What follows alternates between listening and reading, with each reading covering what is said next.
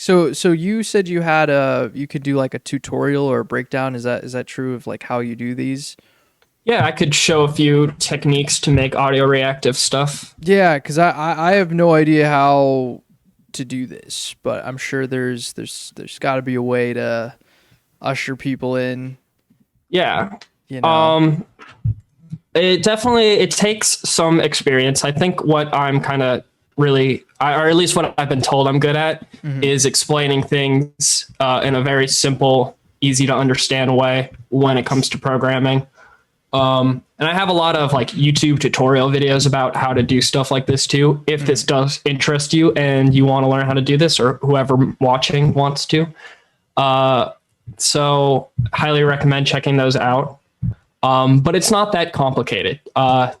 You just kind of, because it's computer programming, you got to like think at like the most basic level. Like computers are stupid. They're very stupid, and you have to be very explicit in telling them what to do.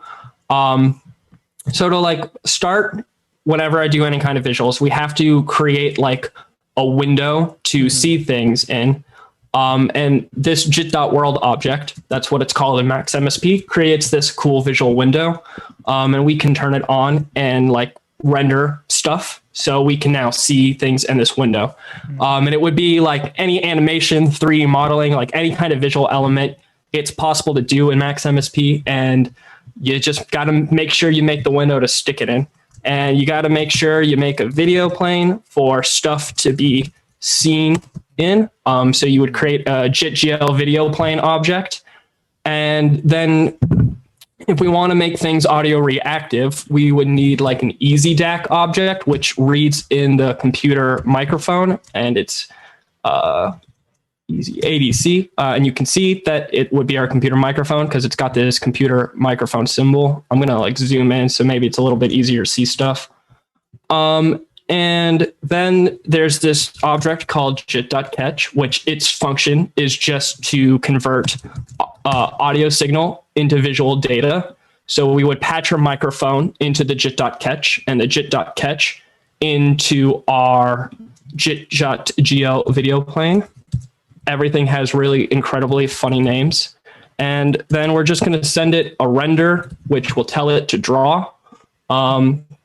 And I'm going to switch my audio preferences over. So now when I speak into the microphone, I'll drive the audio reactive features. And so now, yeah, you can see it now. As I scream, like the visuals appear on the screen. That's okay. it. Just like that. Yeah, it's that simple, you know? Does it hear me? Like that's just it's coming through my microphone, and I've got headphones in, so I can't. probably Okay. not. Oh, all right. No, I was gonna but yell at it. With like just a little bit more programming, we could definitely make it hear you. So I'm seeing audio waves here. So can you? I mean, is there a way to like? They're kind of harsh. Like what am I seeing? I see like. Go ahead and talk again. Like just say something so I can see that. Yeah. What is that? Like what am I looking at when I like? Are those just light waves or what? What is that? They're literally the audio signal waves Just of the like audio the sound. It's hard to understand visually because I'm just talking, but these like literally like the light value, it going from black to white is like a numerical value that represents the amplitude of a specific frequency in the sound. So the louder that frequency is, the closer to white it's going to be. And that's what's creating this like visual thing that we're seeing. Rather than like, sorry. Go ahead. Yeah. No, you're good. Go ahead. Keep going, man. I was just going to say, like, rather than like me talking, I could like patch like a sine wave into it. So we can use like a cycle object and like 20 hertz. And it's okay. Hold on. Let me pick a bigger frequency value. I was going to say you could go back to the mic thing. I just wanted to play around with like how that looks, like how those sound waves translate in a visual sense in relation to your voice. Yeah. So if you that could would be change like those. Yeah, that would be kind of like the next step for me. If I was like designing something, I'd be like, okay, now that we have our audio reactive effect source, what could like look really cool aesthetically. And like there you can like do this jit.slide object like adds like blurs, so we can like kind of slow things down and make it like blurry, which usually is pretty cool. A lot of it is just kind of messing around with parameters and seeing what they do and whether like aesthetically that's interesting or not. And it takes some time. Like sometimes like, you know, I could be working on a thing for like a few days to like a few weeks. But yeah, so I added like a little bit of blur, so like it's kind of like slowed down now. It's not as sporadic. But that's still reading from your voice, or what is it reacting to? No, this is a sine wave now, but I could attach it back to the microphone and then it would be my voice again. Yeah. There it is. Yeah. So are you able to change the color of the white from this? Yeah, we can do that. That's would require throwing. What is that? To change the color, there's like a lot of ways we could change color, but one cool way is throwing in this jit.gen object, and color is an RGB value in programming. So we could basically just create this list of like a color. So like 100 would be red and 001 would be blue. And then we can mix these colors together. Say like it'll be red where black and blue where there was white, and then use our audio source to interpolate. And to get this to actually show the color, I then have to go back in here and say this is a matrix with 3 planes, so we have 3 colors. It's a lot of technical programming stuff, but then it should create cool colors like that when you do it. Yeah. Yeah. Yeah. Valentine's Day theme nonetheless. That's great. Yeah. Wow. Okay. So now, do you mind? I'm going to keep, I mean, are you cool with me just kind of asking you to try some things out with this? Yeah, I think that's totally cool. It's part of the fun of programming. Can you show me how do you get these to move? Right now they're moving like vertically, you know what I mean? Like there's a vertical. Are you able to change the direction that they appear? Yeah, we could like flip them, like you want to like rotate them. Yeah, rotate them or even make them a different shape, you know, instead of us seeing like a rectangular bar, can we see like, I don't know, some like circles or turning them into circles would be a lot more programming work. Yeah, that would be a lot. That would take a while, but we could definitely whatever's in the realm of like, you know, we could do something like around here. We could do something like jit.rota, which allows us to like do 2D transformations, like offset. So then we could do that. We could say prepend offset in the X direction. And then what I like to do, I usually use phaser saw ramp, which basically it creates a ramp. So we can like offset very smooth, and if we just patch that in here, scale it to the appropriate size, then we can start to see the offset happening when everything's patched in. And I got to tell this jit.rota to be bound mode 2, so it wraps around. You're just fucking going off, man. I lost you a while ago, but it's fun to watch this. I mean, even if I don't understand like 90% of what I'm seeing, speaking of which, side note for everyone, I didn't realize Andrew was a TA in what was that, a design programming class or whatever? Yeah, programming for media arts. Programming for media arts. Yeah, I didn't realize you were my TA for that. So yeah, I dropped out of that class. Didn't do too well. It's a hard class. It's a very hard class. Did you do well in it?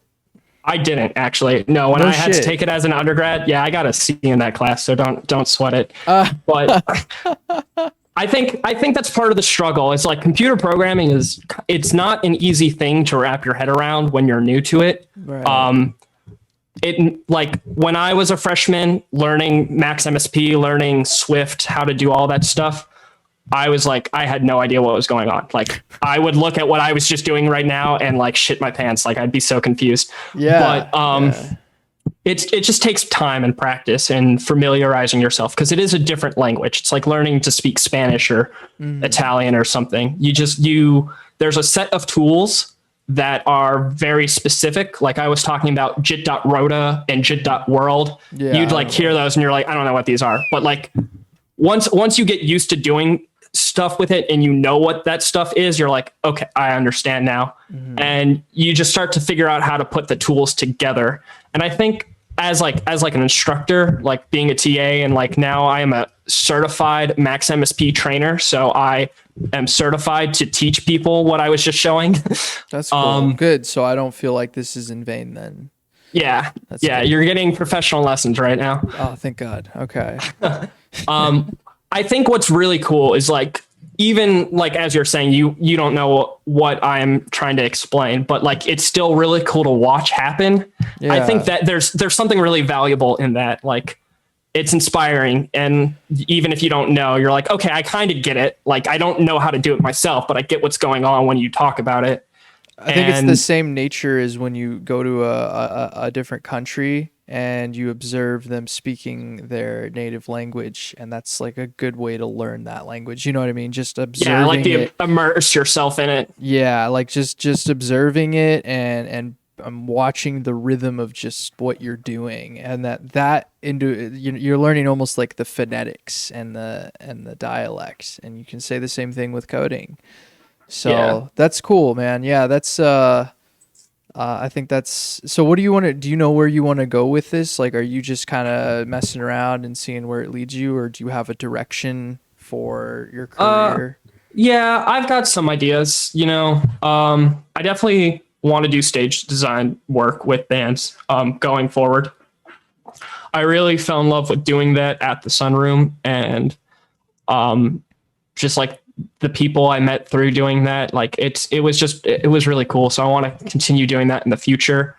And I would love to grow it and like, work with more and more professional artists. Yeah.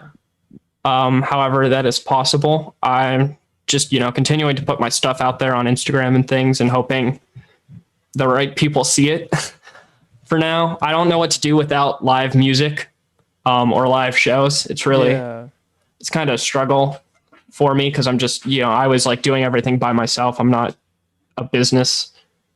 So, like I have no resources. I'm just figuring things out as I go along. Yeah, I get that. That's cool. No, that's the way to do it. You find yourself in, and I think some of the more unique situations when you do that. So that's a good strategy. So I mean, have you looked into what to do during like right now?